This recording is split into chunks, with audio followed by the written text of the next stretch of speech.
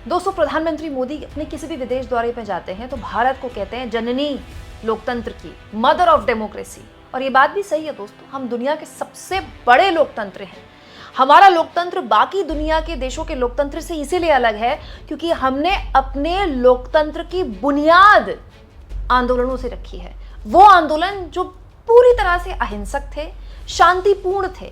दुनिया के इतिहास में आज तक ऐसा कोई भी स्वतंत्रता संग्राम के आंदोलन का दोस्तों कहानी नहीं है जिसमें लोगों ने लाठियां खाकर, गोलियां खाकर, जेलों में अपनी जवानी बिताकर देश को आज़ादी दिलाई। ये है भारत का लोकतंत्र। दोस्तों, वो आंदोलन आज भी हमारे देश के लोकतंत्र को उसकी बुनियाद में उसको और मजबूती देते हैं, उसको और फलते और फूलने की जगह देते हैं। लेकिन आप सोचिए दोस्तों, एक तरफ प्रधानमंत्री मोदी विदेश में जाकर भारत को लोकतंत्र की जननी कहते हैं और एक तरफ वो आंदोलन जो हमारे लोकतंत्र का सबसे महत्वपूर्ण हिस्सा है, उसको लेकर क्या प्रधानमंत्री या उनकी सरकार इतनी डरी हुई है कि एक बेहद ही शांतिपूर्ण और बेहद ही अनुशासन में अब तक रहा एक बेहद ही डिसिप्लिन आंदोलन को रोकने की जोर आजमाइश हो रही है।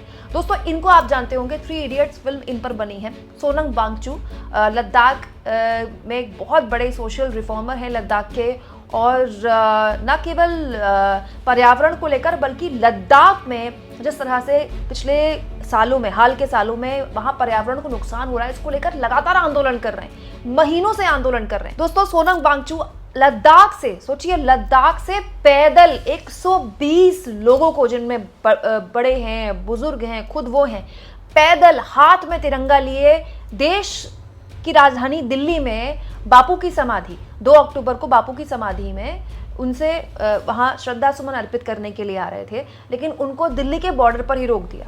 हैरानी तो इस बात की है दोस्तों कि सोनम वांगचुक के पास तो कोई ट्रैक्टर भी नहीं था। ऐसा भी नहीं था कि वो बड़े बड़े ट्रैक्टरों में महीने भर का राशन लेकर आ रहे हैं। सोनम वांगचुक बिल्कुल अनुशासन में पिछले काफी दिनों से, देखिए उनके सोशल मीडिया फीड में आपको दिखा रही हूँ, पिछले काफी दिनों से वो अपनी वीडियोस शेयर कर रहे हैं। अगर वो लोग चल भी रहे हैं ना 120 लोग, तो ऐसे नहीं चल रहे हैं कि किसी भी हाल में कहीं सड़क पे ट्रैफिक बाधित हो, चल भी लाइन में रहे हैं ताकि किसी भी हाल में 1% किसी को कोई समस्या ना हो।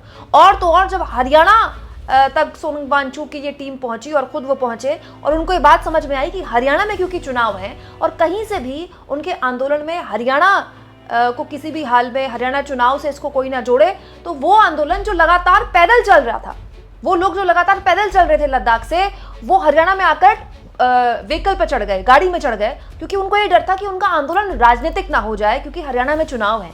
इतना अनुशासन वाला आंदोलन जहां पर सीधे साधे लोग अपने राज्य की, अपने इलाके की समस्या उठाने के लिए आए हैं, उनको सिंघू बॉर्डर पर हिरासत में ले लिया गया। इसकी जानकारी भी सोनम वांगचुक ने खुद ही सोशल मीडिया में शेयर की है। तो सोनम वांगचुक आखिर किस मांग को लेकर अपने साथियों के साथ दिल्ली कूच कर रहे हैं और उनका आंदोलन क्या है, और क्यों राहुल गांधी सहित बहुत से प्रबुद्धजीवियों ने, पत्रकारों ने सरकार पर आंदोलनों से खौफ खाने का आरोप लगाया, सब कुछ मैं आपको बताऊंगी। लेकिन दोस्तों, ये जो पदयात्रा है सोनम वांगचुक की, 700 किलोमीटर की पदयात्रा है। सोचिए आप, 700 किलोमीटर, लोगों के पैरों में छाले पड़ गए, लोगों को चोटें लग गई, लेकिन बेचारे लोग शांतिपूर्ण तरीके से दनादन चले गए क्योंकि 2 तारीख को, यानी कि कल, बापू का जन्मदिन होता है और देश राष्ट्रपिता को याद करता है। तो 2 तारीख को ये बापू के जन्मदिन के दिन राजघाट जाने वाले थे और बापू को श्रद्धासुमन अर्पित करने वाले थे और अपनी मांग को लेकर दिल्ली के हुक्मरानों के कानों में जू रहेंगे, इसे ले आ रहे थे। दोस्तों, ये लोग लद्दाख को पूर्ण राज्य का दर्जा देने और केंद्र शासित प्रदेश को 6ठी अनुसूची का दर्जा देने की मांग कर रहे हैं। इसके अलावा सोनम वांगचुक की टीम ये भी मांग कर रही है कि लद्दाख में कम से कम 2 लोकसभा सीट हो। अब तक केवल 1 है क्योंकि लद्दाख काफी बड़ा है और 1 लोकसभा सीट वहां के लोगों का प्रतिनिधित्व ठीक से नहीं कर पा रही है। दोस्तों, पुलिस का ये कहना है कि सोनम वांगचुक को इसीलिए हिरासत में लिया गया क्योंकि 5 तारीख तक दिल्ली में धारा 163 लगी हुई है। ऐसे में मार्च कर रहे सभी लोगों को वापस जाने के लिए कहा गया। लेकिन कितनी अजीब बात है, कोई 700 किलोमीटर दूर चलकर आ रहा है देश की राजधानी दिल्ली में अपनी बात रखने के लिए, लेकिन उसको दिल्ली के बॉर्डर पर ही रोक दिया गया। दोस्तों, ये बेहद ही अनुशासन और शांतिपूर्ण चलने वाले आंदोलन को जब दिल्ली के बॉर्डर पर ही रोक दिया गया तो अलग अलग प्रतिक्रियाएं आई। राहुल गांधी ने इस कार्रवाई पर सोनम वांगचुक के साथियों और उनको जब हिरासत में लिया गया तो इस कार्रवाई का विरोध करते हुए लिखा, पर्यावरण और संवैधानिक अधिकारों के लिए शांतिपूर्वक मार्च कर रहे सोनम वांगचुक जी और सैकड़ों लद्दाखियों की हिरासत अस्वीकार्य है। लद्दाख के भविष्य के लिए खड़े होने वाले बुजुर्ग नागरिकों को दिल्ली की सीमा पर हिरासत में क्यों लिया जा रहा है? मोदी जी, किसानों की तरह ये चक्रव्यूह टूटेगा और आपका अहंकार भी टूटेगा। आपको लद्दाख की आवाज सुननी चाहिए। वहीं दोस्तों, वरिष्ठ पत्रकार पंकज झा ने एक बहुत ही इंपॉर्टेंट पॉइंट यहाँ पर अरेज किया। मैं चाहती हूँ कि आप इसको सुने। वो कहते हैं, लद्दाख से चलकर आ रहे सोनम वांगचुक और उनके 120 साथियों को दिल्ली बॉर्डर पर हिरासत में लिया गया। दूसरी तरफ गुरमीत राम रहीम को 20 दिन की फिर से पैरोल मिल गई है। गुरमीत राम रहीम, जिन पर इतने संगीन आरोप हैं औरतों के खिलाफ अत्याचार की, उन पर इतनी मेहरबान रहती है सरकार, कोई भी सरकार हो, किसी की भी सरकार हो।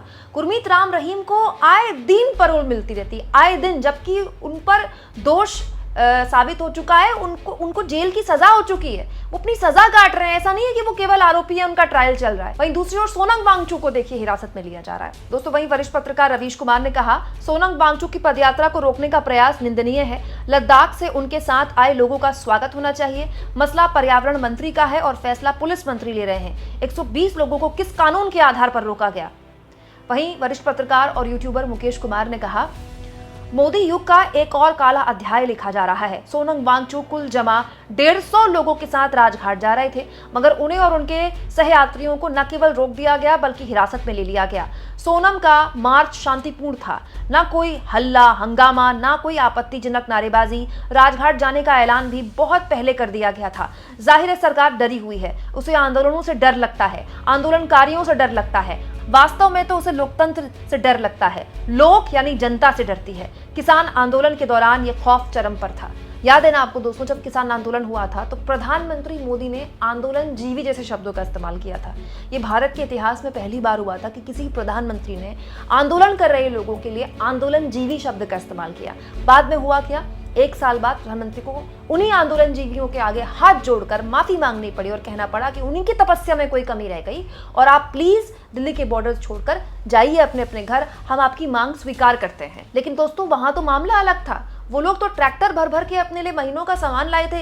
ये लोग तो बेचारे अपने कंधे पर बैग के अलावा कुछ लेकर नहीं आए हैं और इनको उम्मीद भी बस इतनी है कि हम 700 किलोमीटर दूर से पैदल आ रहे हैं, अपने आप को कष्ट पहुंचा कर आ रहे हैं, कम से कम हमारे पैरों के छाले देखकर सरकार हमसे बात मान ले।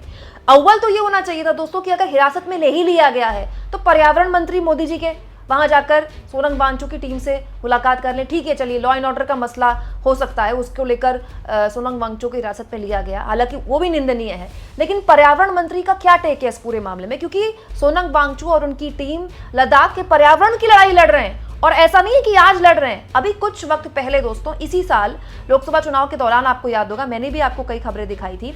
मार्च में सोनम वांगचुक ने 21 दिन की भूख हड़ताल की थी। 21 दिन की भूख हड़ताल। सोनम वांगचुक और उनके साथियों ने लगातार कई दिन भूख हड़ताल की और इसे लेकर भी वो लगातार अपने आप को कष्ट पहुंचाकर देश के हुक्मरानों को, देश की सरकार के कानों में एक तरह से अपनी आवाज पहुंचाने की कोशिश कर रहे थे। तब भी उनका यही कहना था, उनकी यही मांग थी कि लद्दाख को पूर्ण राज्य का दर्जा मिले, स्थानीय लोगों के लिए नौकरियों में आरक्षण हो, लेह और करगिल के लिए एक संसदीय सीट और संविधान की 6ठी अनुसूची लागू करने की मांग। यही सिंपल मांगे तब भी थी। तब भी सोनम वांगचुक ने जब अपना 21 दिन का अनशन खत्म किया, तब भी उन्होंने कहा था कि यह आंदोलन खत्म नहीं हुआ है, यह आंदोलन की शुरुआत है। और अब जब अपने लद्दाख में बैठकर 21 दिन भूखा रखकर इन लोगों को ये बात समझ में आई कि उनकी बात देश की सरकार, देश की राजधानी तक नहीं पहुंच रही है, तो चलिए हम ही चले पड़ते हैं, हम चले जाते हैं, हम अपने आप को कष्ट पहुंचाते हैं। क्योंकि यही हमें गांधी के इस देश ने सिखाया है दोस्तों, बापू ने हमें यही सिखाया। बापू क्या करते थे? स्वतंत्रता आंदोलन में उन्होंने कई बार अनशन किए। वो कभी किसी को नहीं बोलते थे अनशन करने के लिए, अपने आप को कष्ट पहुंचाते थे और वो अपने आप को कष्ट पहुंचाना पूरे देश में एक चेतना की लहर पैदा करता था। और उस कमजोर और बेहद ही तानाशाह अंग्रेजों की सरकार को उस अपने आप को चोट पहुंचाने वाले, अपने आप को नुकसान पहुंचाने वाले अनशन ने उसकी नींव हिला दी। और यही हमारे लोकतंत्र की ताकत है। और अब जब हमारे ही लोग हमारी अपनी सरकार से कोई शिकायत करने आ रहे हैं, कुछ मांग करने आ रहे हैं, वो भी शांतिपूर्ण तरीके से, केवल अपने आप को चोट पहुंचाते हुए, तो फिर उनको ऐसे रोका जा रहा है जैसे वो कोई बहुत बड़े क्रिमिनल है। दोस्तों इससे पहले जब ये पूरा आंदोलन हुआ था तब केंद्र ने अपनी तरफ से एक हाई लेवल कमेटी का गठन किया था। हालांकि प्रदर्शनकारियों के साथ बातचीत तब भी सफल नहीं रही थी। 4 मार्च को लद्दाख के नेताओं ने गृहमंत्री अमित शाह से मुलाकात की थी और बताया था कि केंद्र ने मांगे मानने से इनकार कर दिया है। इसके 2 दिन बाद वांगचू ने लेह में अनशन शुरू किया था।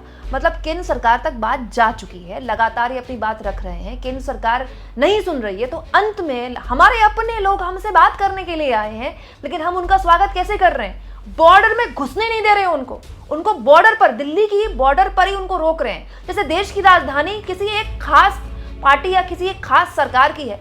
देश सबका है तो ये देश की राजधानी भी सबकी है। दोस्तों आप इस मुद्दे पर क्या सोचते हैं? कमेंट बॉक्स में जरूर लिखें और जितना हो सके चैनल को शेयर करें, सब्सक्राइब करें और थैंक्स और ज्वाइन, ये 2 ऑप्शन है जिसके जरिए आर्थिक तौर पर भी आप चैनल के हाथ मजबूत कर सकते हैं।